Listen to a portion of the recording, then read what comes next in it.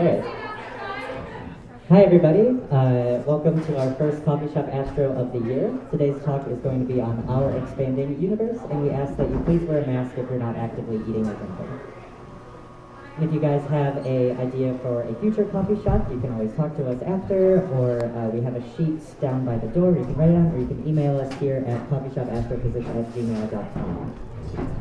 So today's speakers from the left are myself, Sinead Humphrey. After me will be Lulu, and then Amanda Baylor. We are all from the Leonard E. Parker Center for Gravitation, Cosmology, and Astrophysics at UWM. So today's talk is going to be about cosmology, which we sometimes call physical cosmology to separate it from a more religious or spiritual conception of the universe. So physical cosmology is the study of the observable universe, everything we see and interact with, including its origin, its evolution, its large-scale structure, and its future. And the reason we're able to do the origin and the future is because when we look back into space, we're looking back into time. This is because light travels at a finite speed, so things that are very far away, their light takes a long time to get to us, so we're looking at scale light. So these galaxies, all of these little dots are galaxies. They're taken by the Hubble Space Telescope, and these are incredibly far away. They're about the farthest that we can see. And most of these are about 13.2 billion years old, the way that we go to space. So some things we know about the universe. Firstly, it's dynamic. It's changing, it's evolving. And one of the ways we can see this is with Olber's paradox. So Olber's paradox arrives from our historical idea of the universe being infinite, that is spanning all space, eternal, that is having no start and end, homogeneous, being roughly the same everywhere, and static, being unchanging. But one of the ways that we can see this is not true is by looking at the night sky. The night sky, as you likely know, is dark. It's really dark. It's mostly void and partially stars. And if we had an infinite, eternal, homogeneous, and static universe, we would expect that every point we look at will eventually hit a star. So it should be pretty bright, as this image shows. So we know that something about this model is wrong. And oddly enough, this was first solved by Edgar Allan Poe, the poet. In 1848, in his essay Eureka, he postulated that the only explanation for these vast voids that we see in our night sky would be by supposing the distance of the invisible background so immense that no ray from it has yet been able to reach us at all, which is exactly right. We essentially have a horizon distance, past which the light hasn't had time to get to us yet. So this proves to us that the universe has a finite reach, that at some point it will form. And when we look at not the void, but a lot of the light we see, we look at galaxies. And one thing that we've noticed about galaxies is that they're redshifted. So in 1912, Bessel Schleifer discovered that galaxies that are very far away are redshifted, meaning that they're moving away from us. The reason that we know this is because if we had, say, a galaxy emitting some yellow light, that would be about here on the visible spectrum.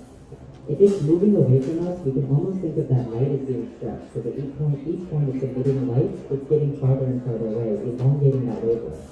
And we talk about redder light as being a longer wavelength, so we call it a redshift. And galaxies that are moving faster are going to be more redshifted.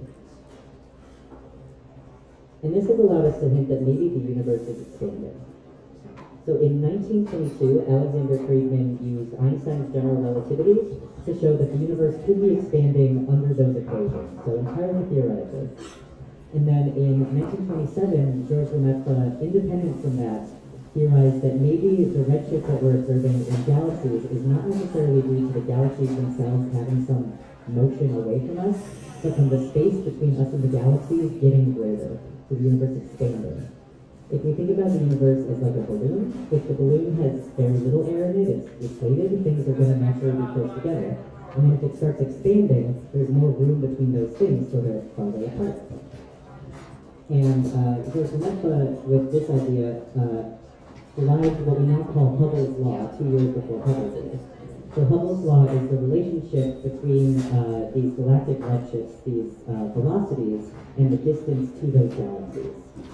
And then in 1929, Hubble himself found Hubble's law by using astronomical data to show the relationship between these velocities and distances. So how do we do that? To measure distance in space, it's really hard because we can't just take a tape measure to the object. We can't get it. So we often use what are called standard candles, which is an object whose luminosity, whose brightness we know. So if we take an object, say a Cepheid variable, and if it's right next to us, we know how bright it is. And then if we put it some distance away, we can figure out that distance by seeing how bright it measures there. So there are a few kinds of objects that have this property, including Cepheid variable stars, Type 1a supernovae, red giants, and a couple more. What Hubble used was Cepheid variables. So these were pulsating stars with a fixed luminosity period relationship, which means that how fast they pulsate relates to how bright they would be if they were next to us. And this relationship was discovered by a Harvard computer, Henrietta Lulu. So if we see a Cepheid variable in a galaxy, we can see how fast it's pulsating, and then that will tell us how bright it should be if it were next to us, and then we can compare that to how bright it actually is from ours looking at it, and that'll tell us how far away it is. So Hubble used these measurements for distance, and then he used Vestos Schweizer's redshift to figure out the velocity of the galaxies, and was able to make this plot. And so he wanted to describe the expansion of the universe, and he used the slope of this plot. So the value of this slope is 500 kilometers per second per megaparsec. And unlike what you may have learned in Star Wars, parsec is a unit of distance. So this is a speed, kilometers per second, over a distance, which is a little bit confusing, but we'll see why that matters in a second.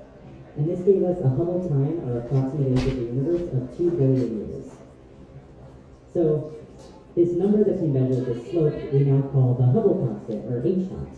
So this, as I said, describes the relationship of the velocity to the distance of galaxies.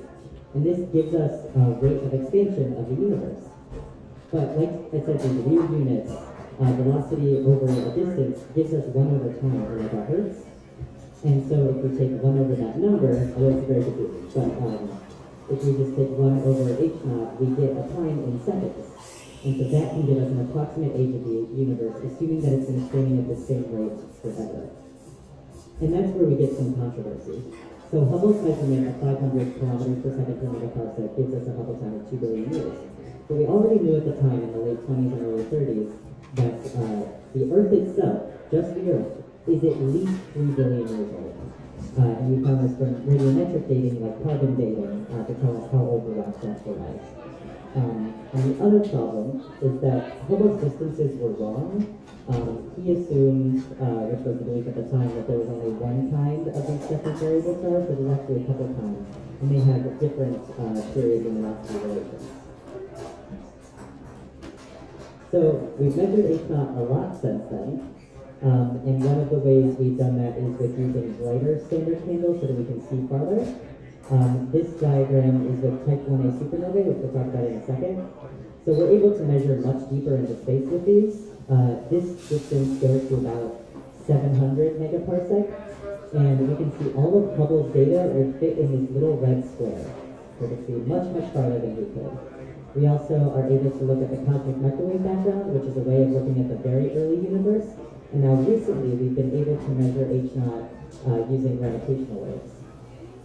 So the number we currently get is about 70 kilometers per second per megaparsec, and that gives us a Hubble time, or approximate age of the universe, of 14 billion years, which makes a little bit more sense with how old we know the Earth is. We now know the Earth is about 4.5 billion years old.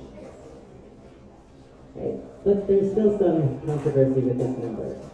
So these are the measurements of h-naught since Hubble did it. So you can see we've dropped down a lot as we've gotten more advanced in our telescopes, especially the space-based telescopes. But we still haven't come to one number. Depending on what method we use, we get different values between about 67.7, 67.7, and 73. So there's still some possibly missing physics, or we need more advanced technology to be able to measure this better. So back to those supernovae. As you saw, we can see really far into space. And so this is because supernovae are extremely bright. They're billions of times brighter than our own sun. So even when they're very far away, we can see them pretty well. They tend to dwarf the brightness of their own galaxies. And we can also use these as standard candles by taking some of their physical properties. And this has allowed us to see the expansion history of the universe. If you recall, a few slides ago, we talked about how the deeper we look into space, the farther back we see in time. So as we look at very far away supernovae, we're able to see how the universe used to be expanding. And what we've learned is that in the very early universe, while it was still expanding, it was slowing down in its expansion, and more recently, it's been speeding up again. So it's getting much faster in its expansion. So to conclude my section, we know the universe is expanding, and we know that expansion is accelerating. So now Lulu is going to tell us what that acceleration looks like.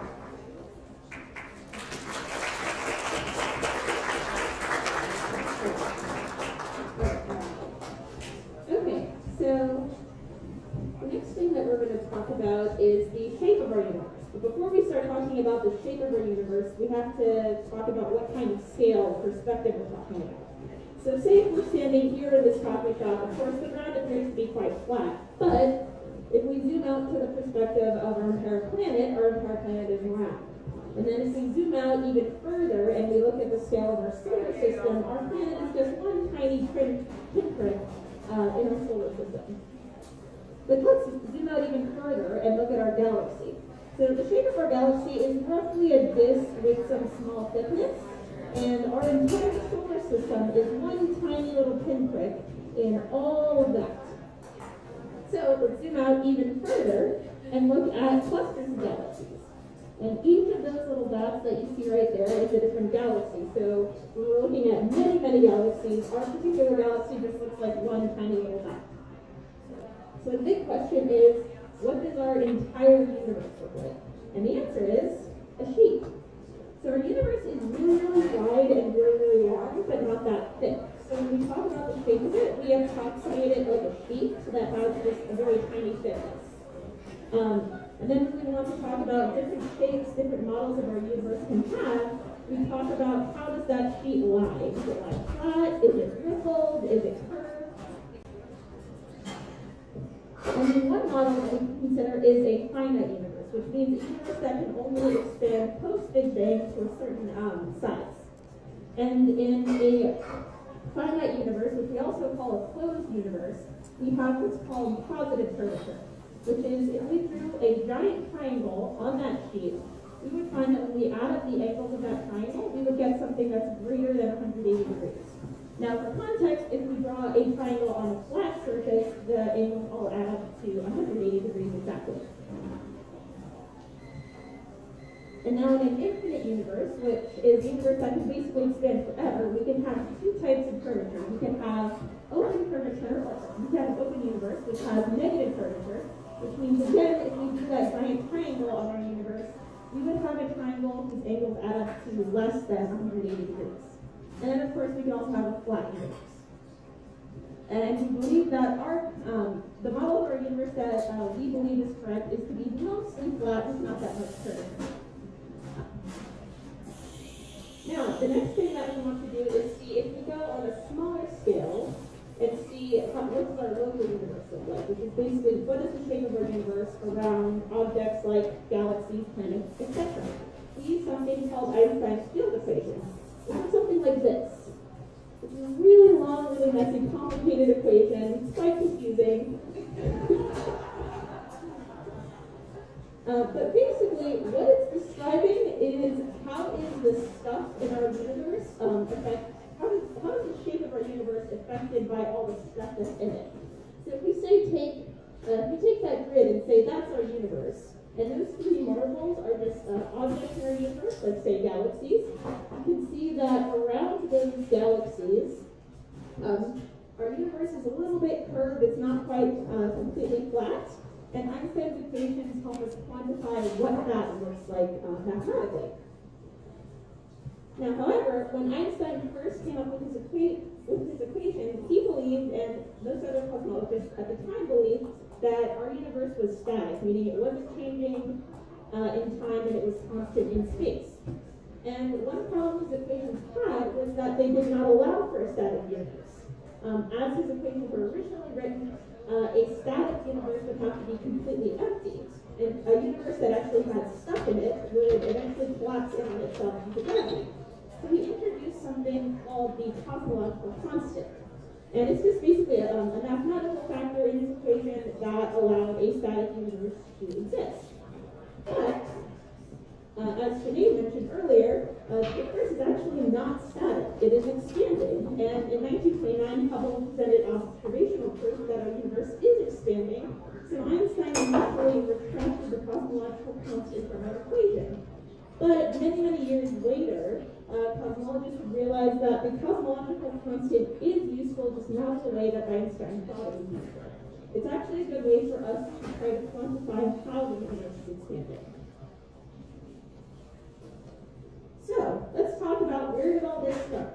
So of course, the universe started with the Big Bang. It's still an open question to cosmologists about what actually caused the Big Bang, but we believe it happened roughly 13.7 billion years ago. And when we talk about the timeline of our universe, from Big Bang to present day, we quantify that into different eras. And those eras are separated based off of what the temperature of the universe was at that particular time. So immediately post Big Bang, everything was really hot, and then eventually towards present day, it gets a lot cooler. And that temperature scale on the side of the cosmic radiation temperature, we can kind of think of that as if we took a giant thermometer and took the average temperature of everything in our universe, that's what it would be. And this bottom part just says time that's elapsed since the Big Bang. So you can see here that in the first roughly second of the Big Bang, there was a huge cooling. It was really hot and it got really cool. So next we're going to talk about the three major eras post-Big Bang. So the first era, which started right after the Big Bang, and it's about 47,000 years afterwards, everything was really hot and moving really fast. We call it the radiation era. And the only kind of particles that could exist were really tiny. So not even the building blocks of what we call matter, which is the only material of our universe that we interact with. So all of us are made out of matter, this table is made out of matter, everything around us is made out of matter. But at this time it is so hot that matter can exist. So the only thing that could start forming were the building blocks of matter. And the temperature was really hot. It started off at about 1.8 billion degrees Fahrenheit, and eventually, according to the radiation era, cooled to about 28,000 degrees Fahrenheit. And the next big era is the matter era, which is also the era where Earth was born. Currently, the estimate of Earth's age is roughly 4.5 billion years, give or take some. And during the matter era, stuff managed to cool down enough that we could start forming matter, which the basic component of matter would be the atom. And then eventually we started forming galaxies and stars and planets. And the temperature, again, the average temperature of the universe, dropped from 28,000 degrees Fahrenheit to minus 454 degrees Fahrenheit, which is really cold. But since our universe is mostly made up of empty space and not of stuff that we can directly observe, this temperature makes sense. And now our current era, which we call the cosmological constant era, or the lambda era, is about 9.8 billion years post-Big Bang to present day. And in this time period, the expansion of the universe started accelerating. Forgot to mention this earlier, but during the matter era, the expansion of the universe actually was decelerating. But now we're in an era where it started accelerating again, galaxies have started evolving and merging. And one way we can think about the expansion of the universe is using the raisin bread model. So if we say our universe is a raisin bread dough with a bunch of these raisins in, which we can think of as galaxies, as the dough rises and bakes and say present day is where the bread is, eventually the space between the raisins or our galaxies gets bigger and bigger. So what's it made out of? So today, mostly our universe is made out of dark energy and dark matter, neither of which we can directly observe. And one thing that's really surprising is that all the stuff that our stars are made of, everything that Earth's made of, only makes up less than 1% of our universe's mass. Now Amanda is going to be talking about our universe's expansion.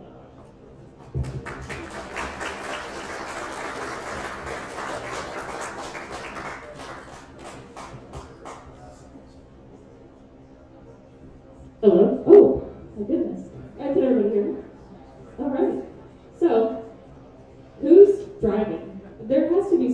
the driver's seat of this expansion, right? It doesn't just come out of nowhere. There has to be something that is driving it.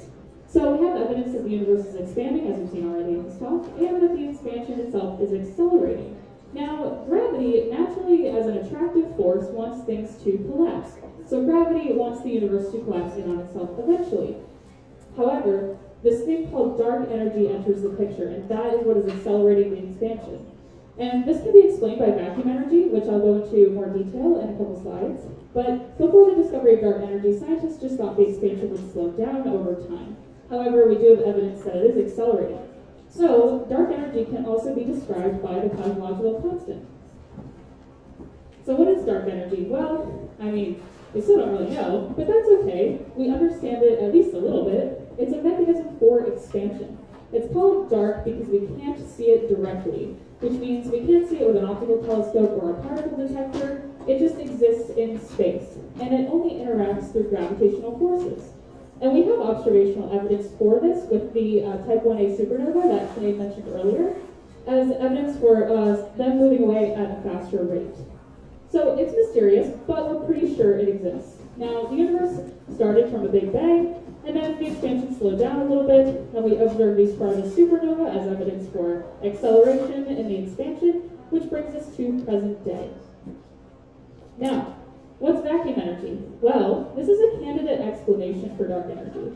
It's the background energy that exists in space throughout the entire universe. But it is still a little mysterious. We're trying to model this vacuum energy. And in classical physics, energy can't just exist in a vacuum. There has to be something that explains it. So we try to use quantum mechanics, in particular the Planck energy density, which was just a natural choice. It's a little bit special, but nothing really that special about it. It was just like, okay, let's try this. And then we also use the Heisenberg uncertainty principle as well. So after a lot of complicated math, we end with the vacuum catastrophe.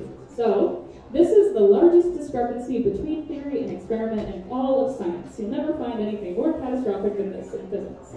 Which is okay. Experimentally, we measured the current energy density of the universe, but the theory was predicted much before this, so they had no idea what the current energy density was. And the theory was found to be 123 orders of magnitude different from the experiment.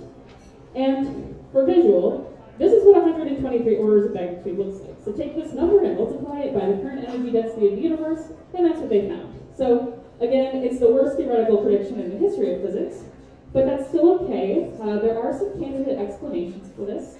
So one of the potential solutions that they thought would be good was a multiverse theory, that maybe we just exist in a universe that happens to be able to support life with a small vacuum energy, but that other universes could exist with this insanely huge vacuum energy.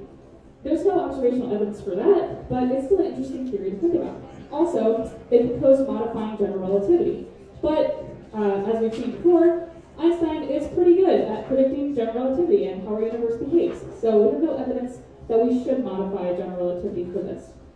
So, that's okay, we can still predict how the universe is going to end.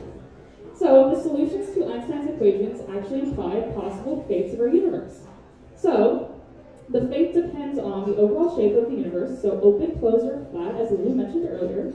And then it also depends on the amount of dark energy in it. So dark energy fuels that expansion. We have a couple models for the fate. So we have a closed universe, which is this blue line here. Everything in the universe starts out at a finite size at 0, so the y-axis is just the radius, or the relative size of the universe. And then there's the time since the Big Bang.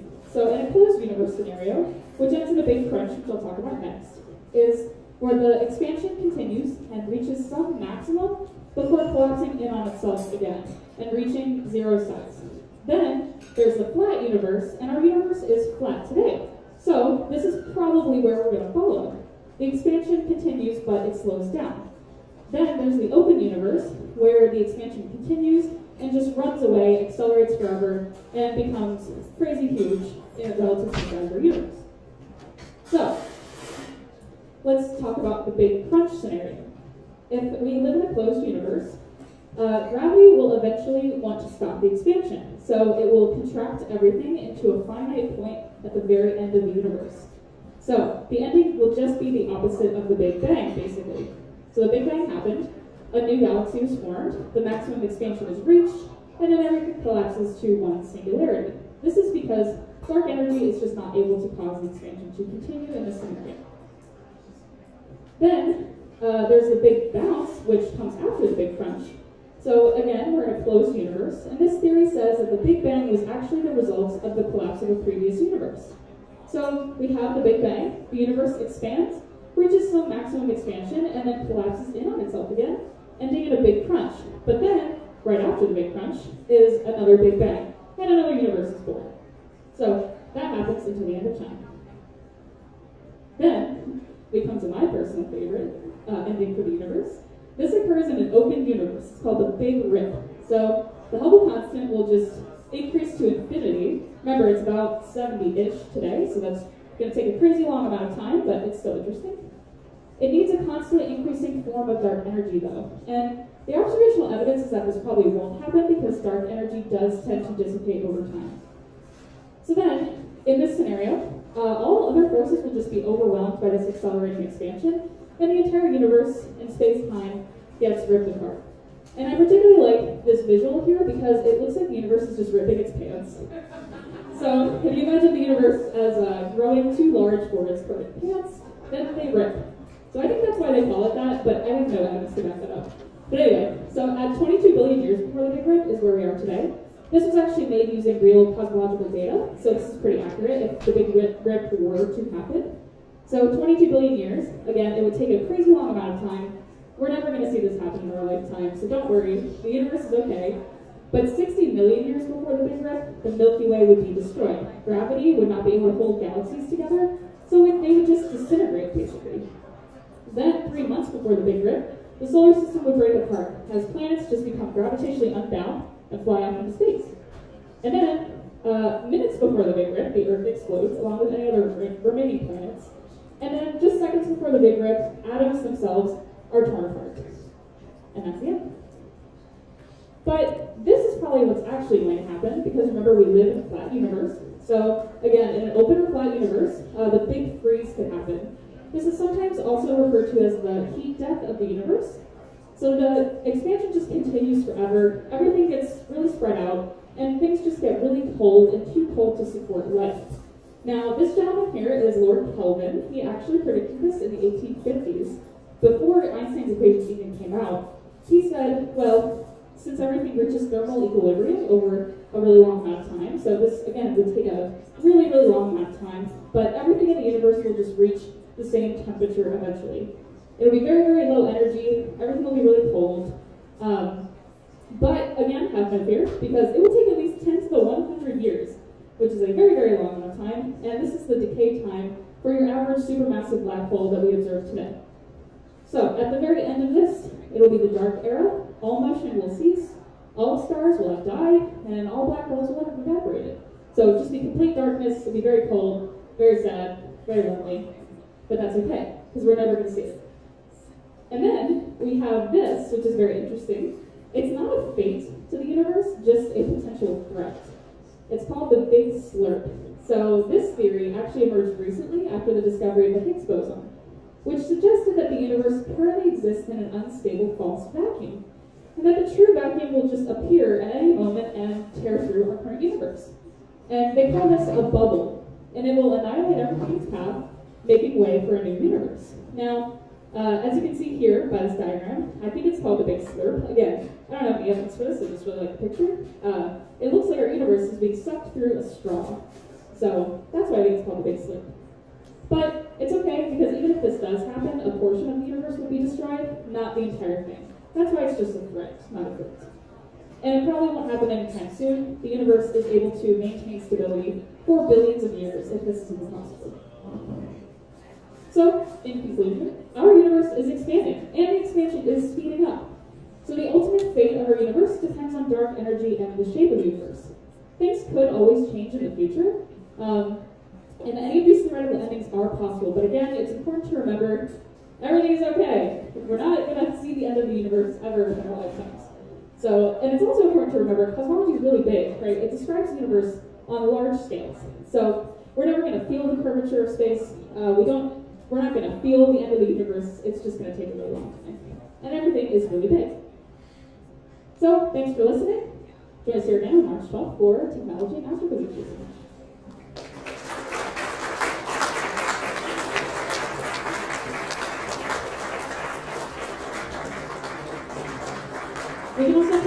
questions at this time? Yes.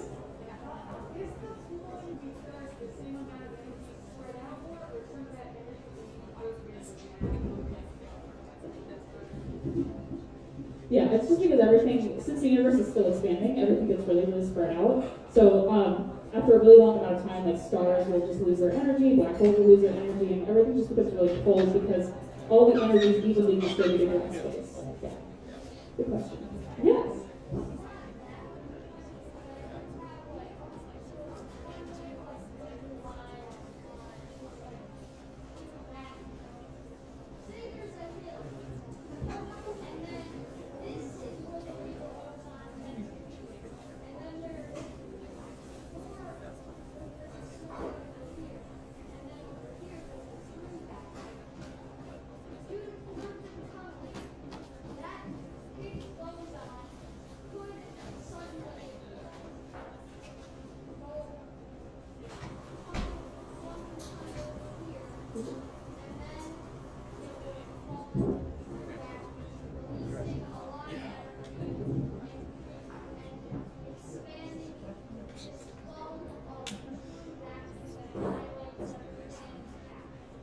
That's exactly right, actually. Yeah.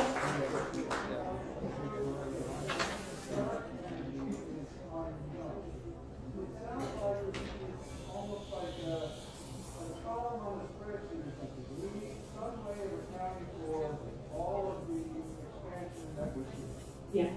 So we don't have really any idea what it is. We see a lot of expansions through observation.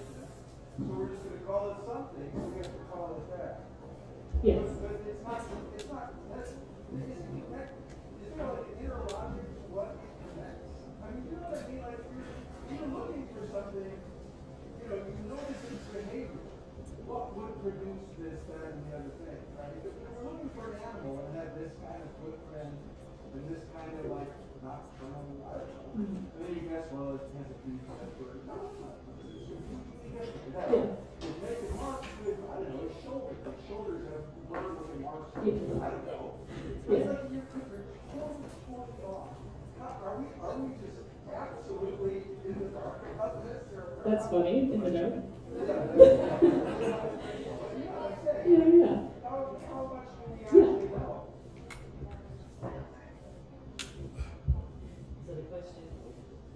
Oh, there we go. So the question is basically, how do we physicalize dark matter in the analogy of like, if it looks like a duck, walks like a duck, is it a duck? And all we have is that it opposes gravity, so it interacts through the gravitational force, but in opposition, it does not interact electromagnetically, it does not interact through the strong and weak force, it produces no light. So those are our puff-like features. So if we can find something that matches that, and is responsible for the expansion, we can say that's it. But we have nothing like that because we can only observe matter. Really, is that kind of? Yeah. We know nothing. Some explanations that are popular is that like we're just wrong, and that's always a possibility. Science is frequently wrong. This is what we know at this time. Thank you. Another question? Yes.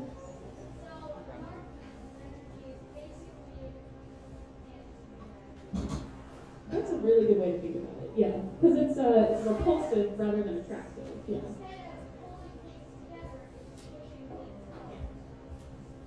There's a lot of evidence for dark energy and dark matter. It's just we could do a whole other talk on it because there's so much mystery surrounding it. It's very interesting. So we'll keep that in mind. Other questions?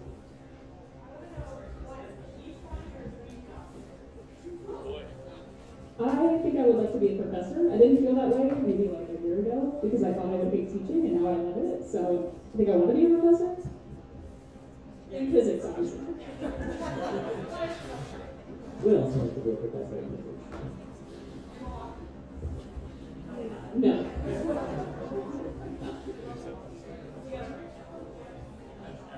I guess, yeah. Okay. So, I guess my dream job would be to be a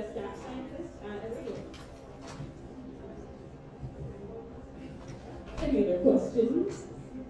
Yes. Yeah, I was just kind of wondering for the data graph that was explaining like the phases of our universe, is there any reason for why that's measured in seconds versus like another form of time? That's just the standard unit. For Seconds, yeah. Instead of like, we don't use years. Usually we just convert things from seconds to years. So seconds is just like a natural This course. is standard. I'm not sure which one you're talking about earlier.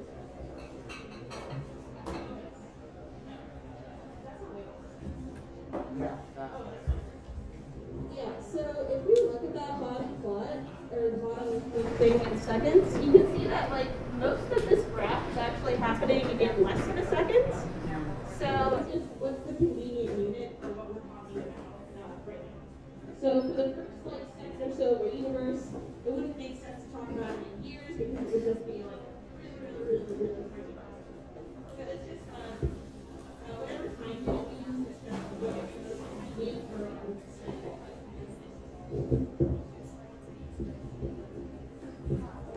Yes. So I don't know if I missed something, but in this, in the portion after this, the portion of the talk after this graph, did we skip? Could you go back for a second? The rules unknown and the forces are unified. Could you explain that transition a little bit more and why, like potentially, like why they're unknown? So, okay, so the question is, what is happening in this portion of the graph, or sorry, no, up here, before. So that period of the universe is called inflation, and it's just when the universe is expanding so fast, so quickly that we really don't have a great explanation for what's happening.